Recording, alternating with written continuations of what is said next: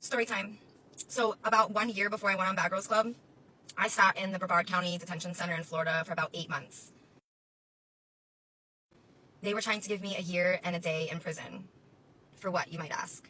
Well, something pretty stupid, but because I decided to run from this pretty stupid thing for about 7 years, they considered me a fugitive from the state of Florida. I'd absconded for 7 years and lived in New York, and the way that they found me was so ridiculous. I should have known that they were going to catch me. I went on vacation with a boyfriend I had at that time to Costa Rica, and on the way back from Costa Rica, we had a layover in Miami Airport, which just so happens to be the state that I had the warrant in. Silly me. So let's get back to the reason why I absconded. I was probably 19 years old, living in Florida. I had a driver's permit that I was driving on. I never got like my full license. Don't know why. I was an idiot. But eventually that got suspended and they put me on probation. My probation officer caught me like driving one day and violated my probation, but didn't arrest me. Like, I didn't know he violated it. Someone at my job was like, hey, the cops are here looking for you. And when I found that out, I was like, I'm out. And I drove to New York with my then boyfriend. And I stayed there for 7 years. I got arrested in New York at one point, and they reached out to the state of Florida, like, are you going to come and extradite her? But Florida didn't want to come get me. So I was like, whatever, I'm just going to stay in New York then.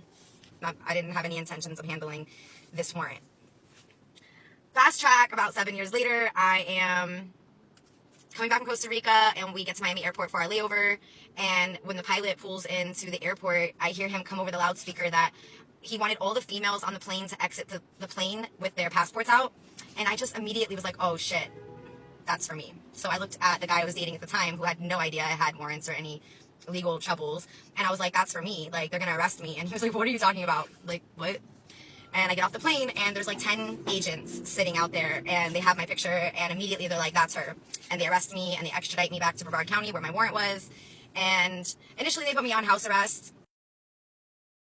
Mind you, I wasn't living in Florida at this time. I was living in New York, so it was like really hard for me to be on house arrest down there. They wouldn't allow me to get a lot of jobs. So eventually I was just like, I don't want to do this. Like, I'd rather just serve my time. And I ended up just turning myself back in, getting the house arrest, and I asked just to serve out my time in jail so I could be done and free and clear from it. Well, I didn't realize, like, they were going to take it so serious, like, what I had done by absconding from the state of Florida for 7 years. They were literally trying to put me in prison for a year and a day, because anything over a year in Florida is prison. So they were like, a year and a day. And I literally, talk about manifestation. I literally went, you only get 3 times going to court. Like, they'll offer you 3 different offers. And the 2 first offers weren't budging off of a year and a day in court. And I literally sat there and manifested my time that I was going to do. I was going to do 8 months, I said. I was going to do 8 months. So finally, on my third court date, which was the final one, they came back and said 8 months, which I had served like already 6 months. So at that point I was getting out within like probably a week or 2 or a month or whatever it was, because you serve a certain percentage of your time. And I ended up getting out.